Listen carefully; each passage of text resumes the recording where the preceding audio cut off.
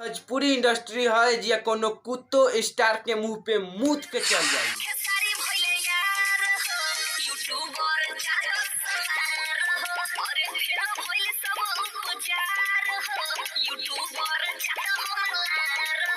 अब तू लोग कहबा लोग कि ई का गाना गा देले बा त ई गाना ऐसन ना गाई त अब कैसन गाई ना। अब तू लोग देखा लोग पवन सिंह के एगो गाना के पोस्टर आइल हम मजनुए के दुल्हा बनाई जी।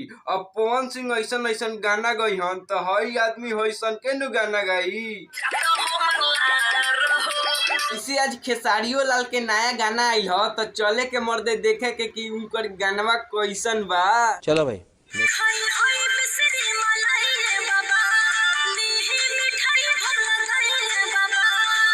खेसारी भैया मर्दे त नइखन उठत। उठावा मर्दे उठावा ना।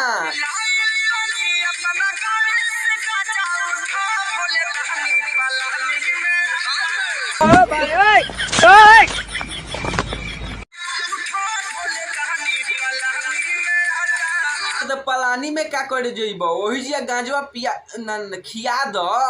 अरे कहना क्या चाहते हो? हम कहे के ई चाहतानी कि ई लोग ऐसन ऐसन गाना गाई लोग त छोट छोट सिंगरवा का गई हसन। जा खत्म।